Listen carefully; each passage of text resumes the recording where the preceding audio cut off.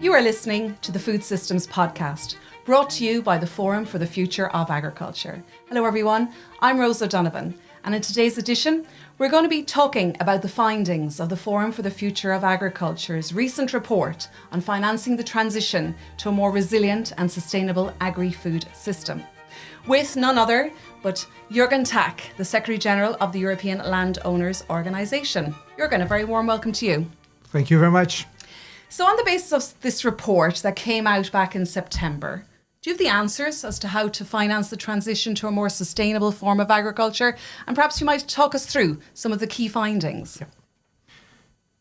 Do I have the answers? Most probably not. But let's say we have at least a beginning of where we can search for the answers. Let's first of all, and the report is very clear on that, we have a number of problems to tackle in the near future.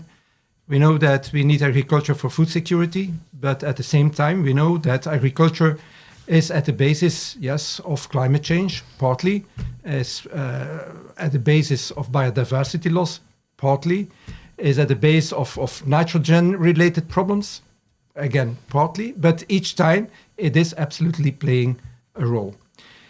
We know we have to tackle a number of those environmental concerns, but at the same time, we are doing that with a group who is making an economic income, not only for themselves, but also in a broader way. And that makes that we have to make sure that the transition is economic viable. If you're asking people, and especially farmers, to do things which in the end are reaching too far, they will not be able to cope with it, and they will not be able to reach the targets we are setting today. A second element from a farmer's perspective is that we need consistency and predictability.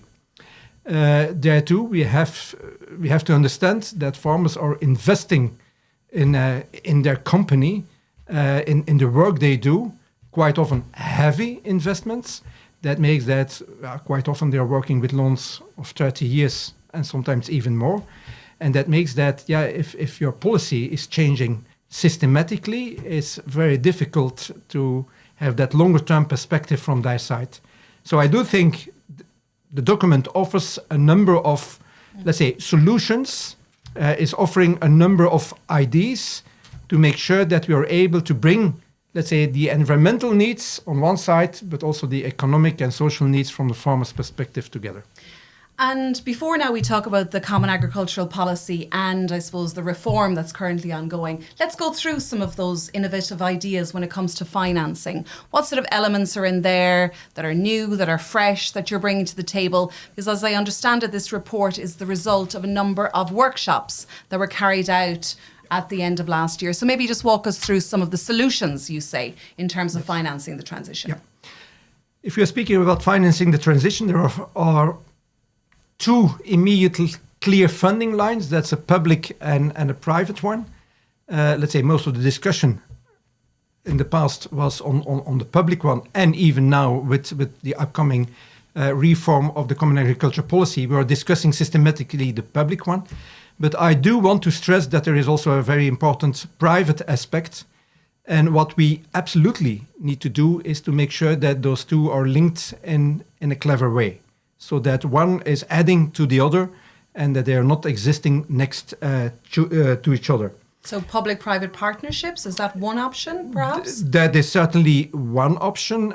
Let's say we see that in the last decade, we have seen several attempts also to set up private markets on payment for ecosystem services. We have the carbon farming, let's say, which is still a great idea. Only we have to be very careful within a European context not to overload the system with regulation, because what we see today is that people who were very enthusiastic 5 years ago now are saying, but guys, it's becoming too complicated. This is not going to work. I think we have to learn a number of lessons over there. If we are looking at, for instance, now nature credits, another payment for an ecosystem service, let's make sure that we are not making the same mistakes as the one we have been making with carbon, because there too there is certainly an opportunity to make sure that private money is used for the payment of public services. Let's dig into the topic of nature credits. How would that work in practice, and how could that be scaled up? Yes. Well, let's say from within our organization, we are working ourselves at the nature credit scheme. Let's say that's at the same time, it's very nice because you see immediately where the problems are. You need on one side, of course, you need a number of private investors who have an interest to invest in nature credits. On the other side, you need, in our case, farmers or foresters who are also having the willingness to make sure that they're going to go and get some of those nature credits.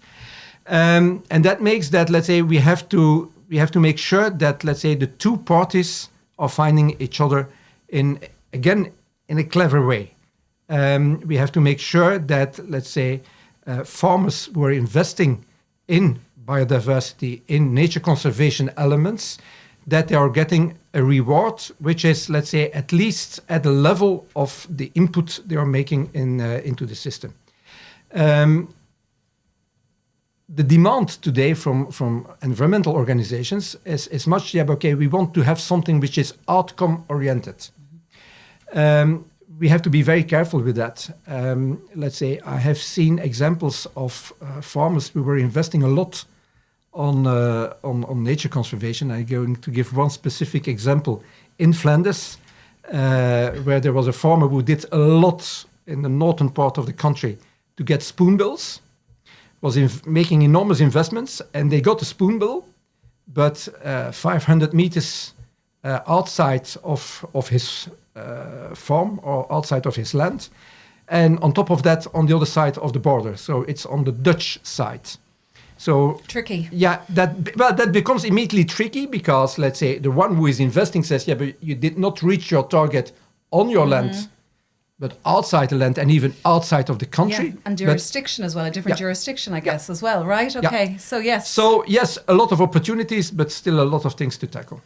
Let me go back to the role of your own organisation, the European Landowners Organisation. How is that paving the way, and how is that, I suppose, leading the charge in terms of this discussion, right? I mean, obviously this report is from the Forum for the Future of Agriculture, ELO. Your organisation is one of the founding members of that forum. So maybe just walk us through how the ELO is playing in a role in this whole debate.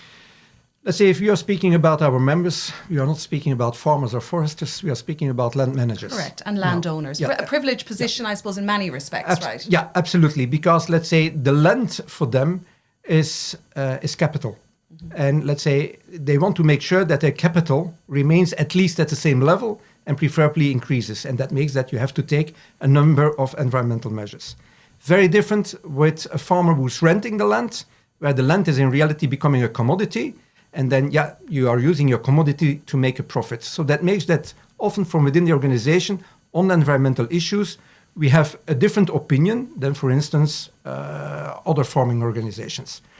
Let's say that is also becoming visible in what we do and what we realize. For one of the things we have within the organization is the wildlife estate label network. Maybe talk us through what that means, and is that specific to landowners, for example? Yes. Well, let's say the wildlife estate label was set up by the European Landowners Organization in close collaboration with the European Commission. And let's say there we wanted to reward private landowners who are taking positive actions on biodiversity. Today, there is a network.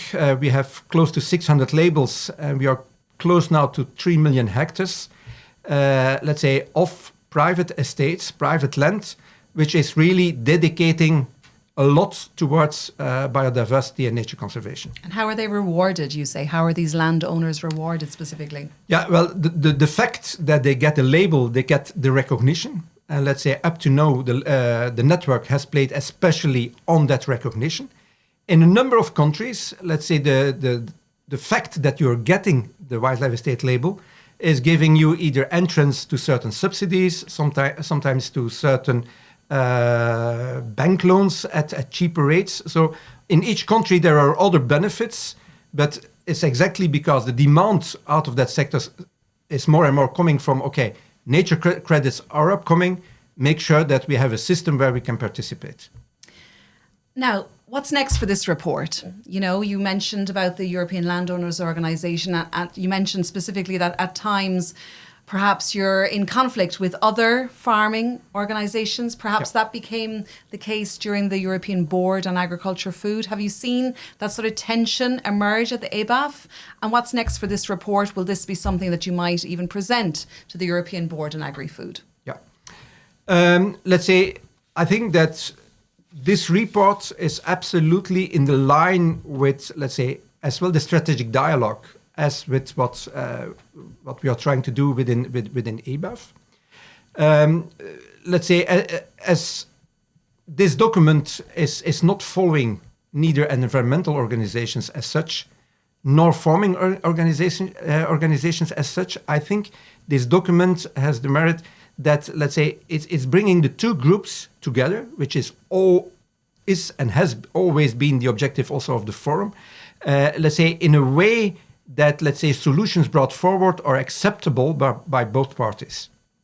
Okay, well, let's turn now to the whole issue of the Common Agricultural Policy. You said that a predictable and a stable framework is key to underpin and to drive that policy reform. So where are we at now? We're talking about the reform of the agricultural policy.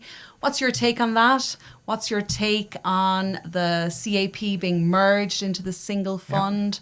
We've talked about it a lot since the publication of the proposals on July 16th.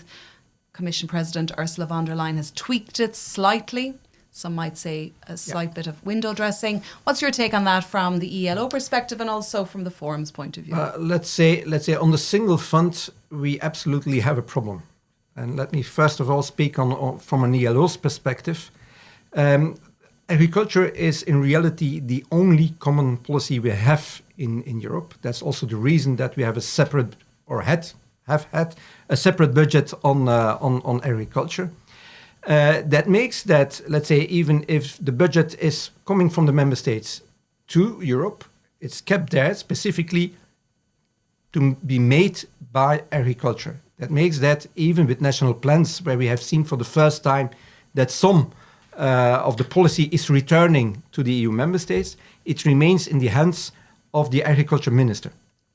As soon as you bring those things together in a common fund, and I understand that we have geopolitical reasons to do so, but that makes that at that moment you're not sitting around the table anymore with your agriculture ministers, but with all of those interested in that money.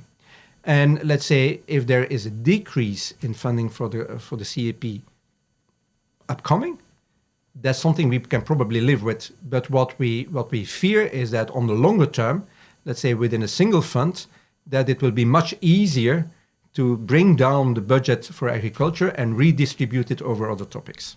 And do you think that single fund approach and the CAP, as you say, being subsumed into a larger pot of money, that it hampers the financing of the transition towards the more resilient and sustainable agri-food system? Do you think that that was a mistake in terms of, if we're looking at the longer term vision of where we want to go, do you think that sort of idea of the CAP being involved in that single fund is going to hamper, let's say, the next phase? What we see today is that at the level of the European Parliament, from extreme left to extreme right, everybody is opposed to the proposal which is on the table today. If I look at environmental organizations and farming organizations, for the very first time, they are much more on the same line than ever before, because all of them are afraid that, let's say, all of the objectives we have reached in the past are becoming unsure in the future. And there we go again, our farmers, but not only our farmers, in the end, also environmental organizations, they need a certain stability to build on. And you want to make progress, but if you, of course, start to mix everything you had in the past, then that is becoming problematic. And do you think this new approach of Commission President Ursula von der Leyen is sort of the beginning of the end of the common agricultural policy as we know it? I'm afraid so. Okay, so we've talked about the common agricultural policy and I suppose the next steps in that. So let's see. I mean, it's up in the air and that it's being discussed. Let's talk about the investment gap of 62 billion in the EU's agricultural sector. and perhaps this idea, going back to the beginning of our conversation, about leveraging financing and the public-private partnership. Where is this money going to come from in terms of financing the transition? Is there scope there for new ideas, the European Investment Bank? Where are you coming from in terms of that? Well, let's say we are looking especially not, let's say, to fill the gap as such. I think the gap is there and will stay there and will have certain effects. What we are looking in reality are new funding opportunities which can make sure that, let's say, we are bringing environmental objectives and agricultural objectives closer together.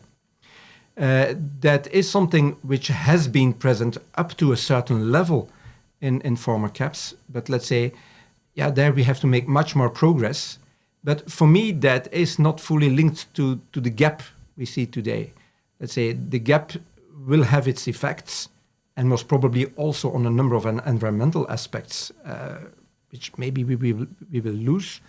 But let's say what we have to make sure that is not with the idea to fill that gap, but with the idea to set up a new part of economic thinking, where, let's say, a real payment for an ecosystem service on an international market and with stable prices is brought forward. So challenges ahead, Jurgen, challenges ahead. Well, listen, I'm looking forward to reading this report. It's available online on your website, a lot of detail in there, and certainly adding to the whole discussion on financing the transition. Thank you very much for joining us today on the podcast. A pleasure. You've been listening to another edition of the Food Systems Podcast, brought to you by the Forum for the Future of Agriculture. It's been a pleasure having you with us here today. Until the next time, take care.